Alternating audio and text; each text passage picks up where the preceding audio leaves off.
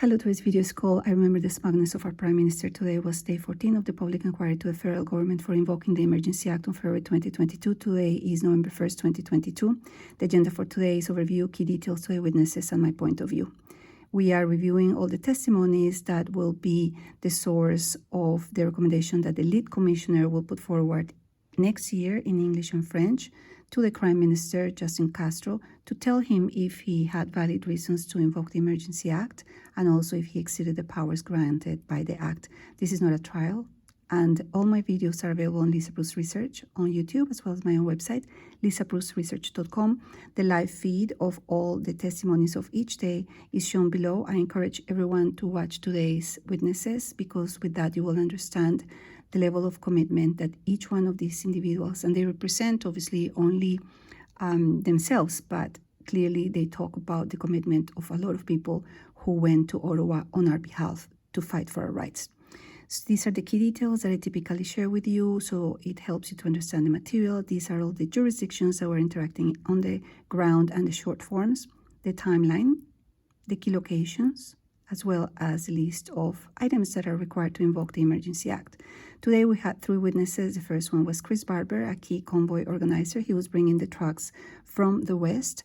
And I'm just going to read the wording in red. You can stop the screen at any time because I took a lot of notes, but because this is going to be a very dense material, it was very emotional, I'm going to just focus on the key areas. Again, I would encourage everyone to watch today's witnesses. They were talking about the fact that the police officers were all the time in contact with them, they worked very well with them, and they were telling them exactly where they should be parking. The media role and portraying Pat King as violent. This was a very interesting section. They were talking about the fact that Pat King, before arriving in Ottawa, the media, the regular media, was placing some videos of him talking about, I'm not going to say this, of course, because I'm going to get in trouble, but obviously he said, listen, it was taken out of context, but obviously the media was trying to divide the group and obviously divide the citizens, because once you divide, you can conquer. That's pretty basic for everyone to know. So obviously they wanted for the regular people to not support the freedom movement, but obviously they underestimated the need of everyone to express the union at that time in the year. So here you can talk, they were talking about his actions before the convoy and when he was going to the city. So they talked about him posting certain things online, that they were racist, etc. And he said, yes, I did that, all that. So I really like that he acknowledged all the information that he posted before the involvement in the convoy. And then he said he was just looking for a way of interacting with trucks. It was never his intention to be very aggressive in terms of the horns, etc. They presented him with some Facebook images and then he defended himself.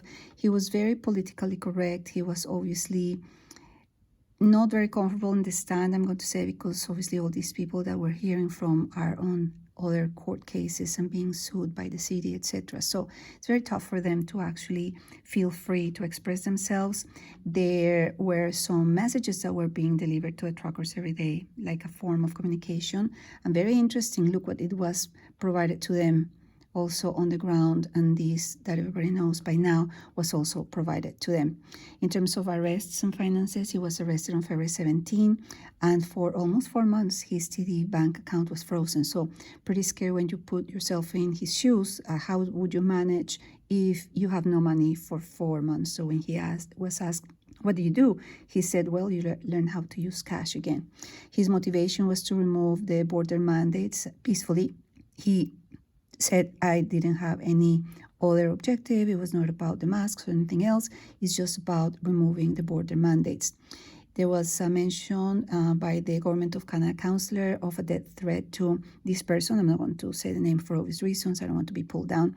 And for those of you who have not studied history of how the person who was in charge in 1939, and you know who I'm talking about, started, everything was based on a false rumor, and then he obviously gained power. So an IPP is very easy to find, so if there was a type of threat, there was no need for him to be involved because clearly he didn't send the threat. So it's impossible that the police officers can't find the IPP of this person who sent this. So I don't know if it was somebody internally within the GOV. I don't know.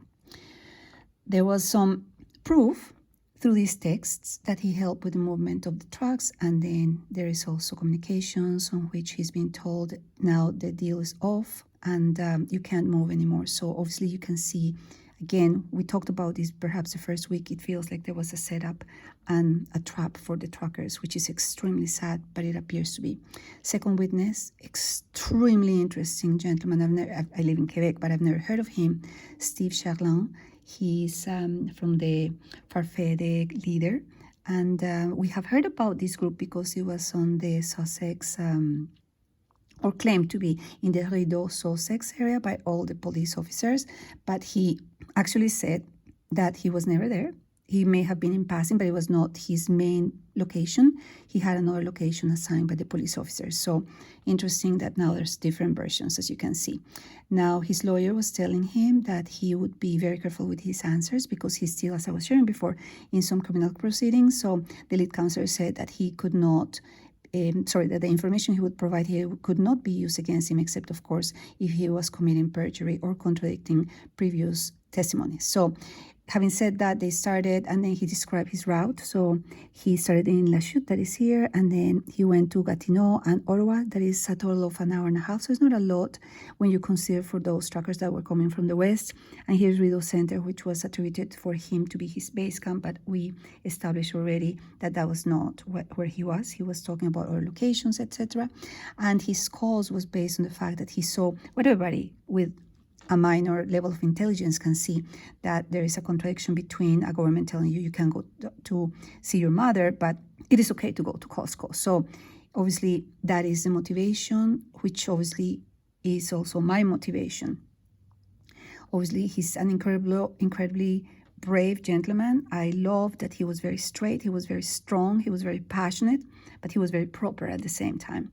So he said that they were originally, this Farfetch was originally a movement that he started to help the homeless, because obviously as a result of all these mandates, a lot of people have struggled. Some people don't have even their homes anymore. So it was a movement to help them.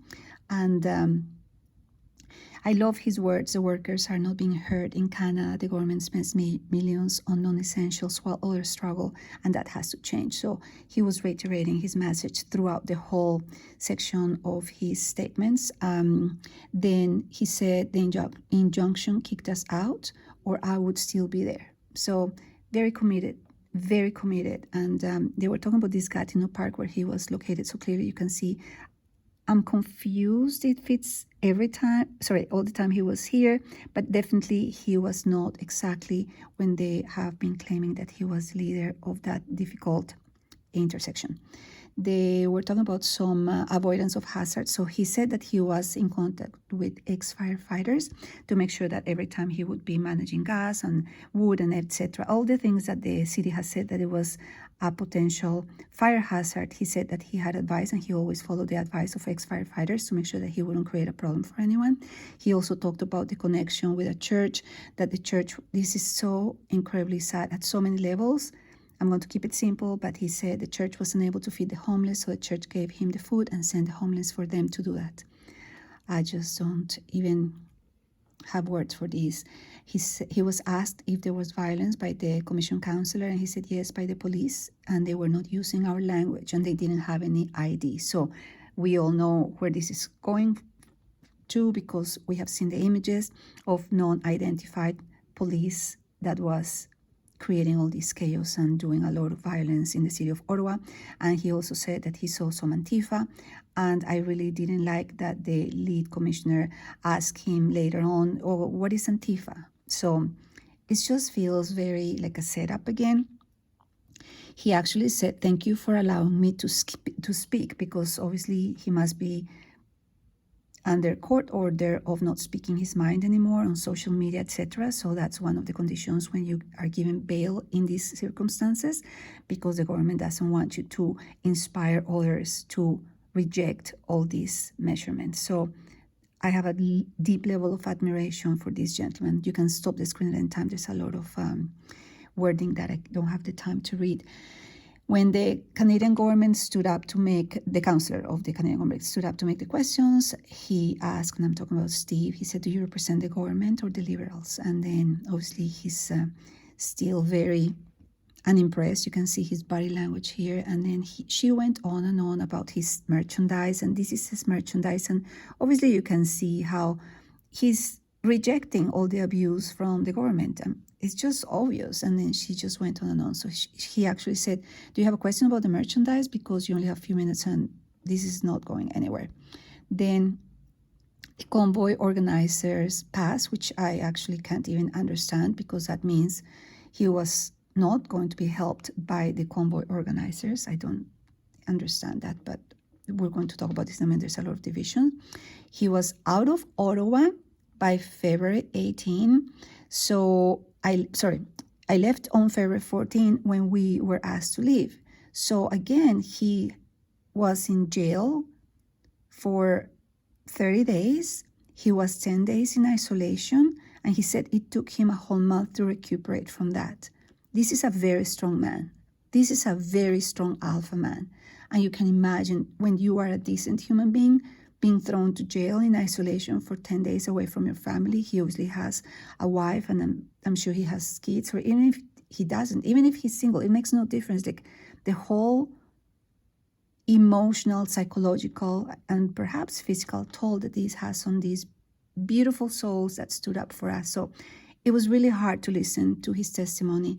In the end, there was this counselor from OPP who was remote today, and it took him about 3 to 5 minutes to finally find the unmute button. Don't ask me why, because it was on Teams, which is very straightforward, but that was his problem.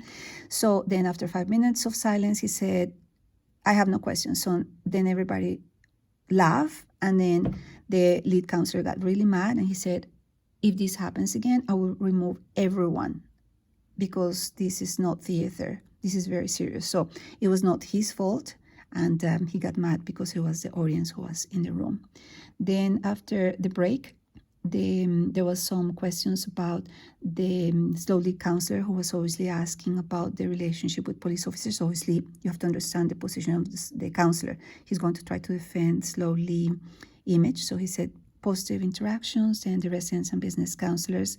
Was it dangerous in downtown? And he described a specific incident, and then it was really funny because it actually backfired. So then Steve said, well, the incident that you're talking about actually happened before our arrival. So you can see how all these different political parties are just trying to even sink more these people who were thrown into jail. They have legal cases pending. Their accounts were frozen. They were frozen on the ground. I honestly have no words. Then you had the final witness today, Brigitte Beldon. She's the lady, you may remember that through the TikTok video on which she was talking about her interaction with the CSBA. She actually, so to speak, created the spark for this whole movement. So sorry about this. It's I left that here. So the short version of this was that this lady Brigitte has already obviously engaged a lawyer. Her name is Jane Scharf. I'm sure that I'm mispronouncing her last name. Sorry about that. Fantastic lady, fantastic ladies. But obviously there is a lot of apprehension from her perspective to allow her client to be exposed to questions that may be negative and detrimental for her own process. So she has something like $140 million or $160 million lawsuit against her from the citizens of Ottawa because of the honking or something like that. So obviously she was very vocal about the fact that the whole process is basically a charade, because you're trying to understand if Justin Castro was guilty of invoking the Emergency Act without foundation, but he actually appointed this lead counselor, and we talked about this in the first day. And then she was saying that legally he required the whole cabinet to actually invoke the Emergency Act. So the moment it's illegal to do it, she actually said, well, it's illegal from the get-go. So basically, what are we doing here kind of thing. So she asked for a lot of concessions, saying that Brigitte has dyslexia, so she needs help, that she wants to ask her questions and not others, etc. So bottom line, a lot of legalities. And then the lead counselor said, I was appointed by the government. I'm not here to be cross-examined. You can take this to the federal government. But ultimately, he only denied one thing, that it was to ask questions to another witness, but other than that, he actually gave her more time, gave her the ability to have help beside her when she had problem with the documents, and he was extremely patient with her, so I was good.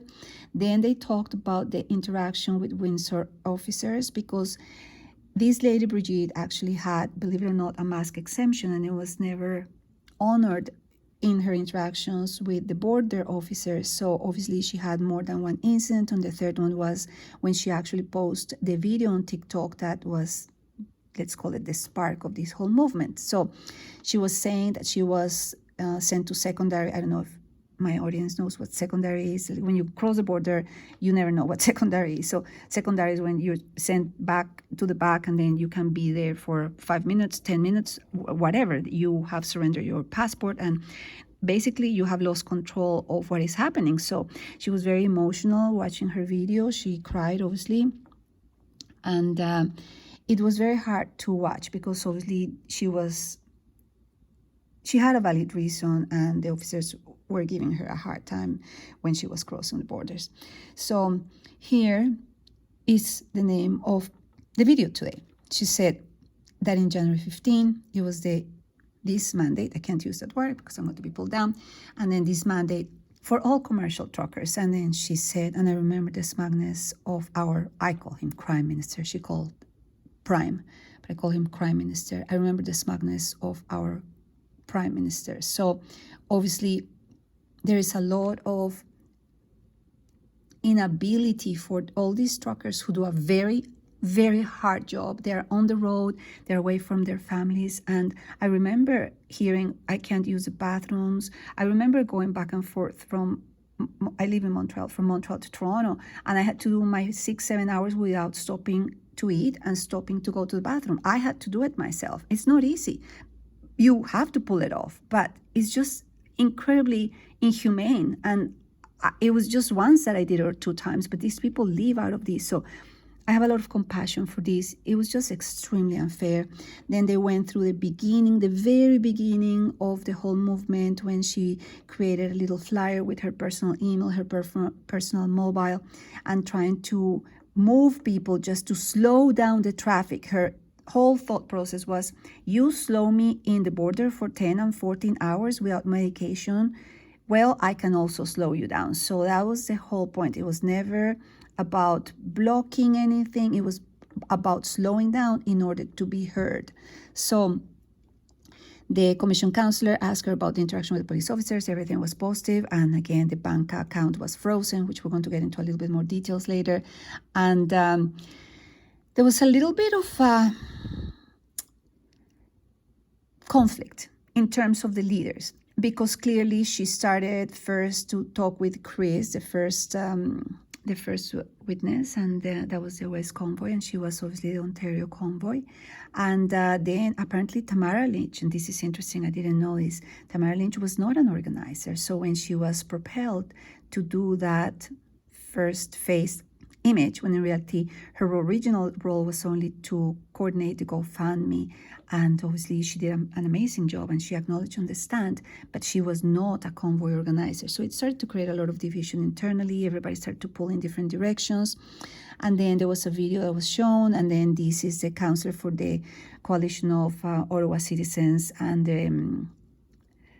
the businesses, which of course is not everyone, is only those who can afford this lawyer. And you can see the pantomime of the mask going back and forth. Like, this man is not protected here and I'm protected here. Like, this is just pure theater, as you can see.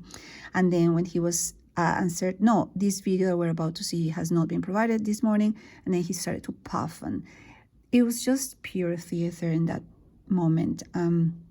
Here, she was asked, anything risky that you did during this time in Ottawa? Well, we didn't buy We were having alcohol. We didn't buy it from LCBO, and we didn't check the food by health inspectors, but we all survived. Just obviously being a little bit angry about all this role of governments, that all they're doing is not really facilitating her escalating of her need. She disclosed multiple times in the stand that she approached 32 MPPs and MPs, and nobody ever answered. She actually surprisingly even wrote a letter to Randy Hillier, who I have always been a great supporter of, and she said that she never got an answer. So it's incredibly interesting how she was ignored. And there was a video that they showed, and when she said everybody's happy, very smiling, way to go, Canada. So it's very beautiful to watch her happy, because it was a very painful period of her life, and obviously it still is very stressful, as you can imagine.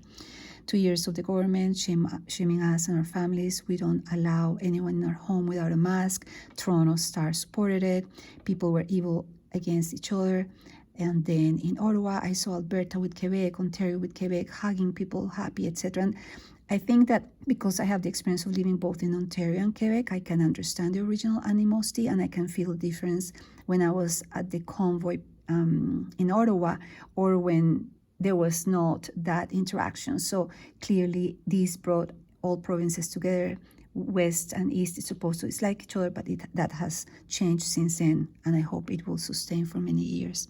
So the response to the minister saying that he has been harassed by her and her home king, she says, well, we have been harassed for 2 years, and there was a video, and of course she's right. Would you help to close Windsor? She received a phone call, and the lead commissioner asked her about this again in the end. And then she said, well, I received a phone call from ADT. I don't know what ADT is. Maybe it's a carrier. I don't know.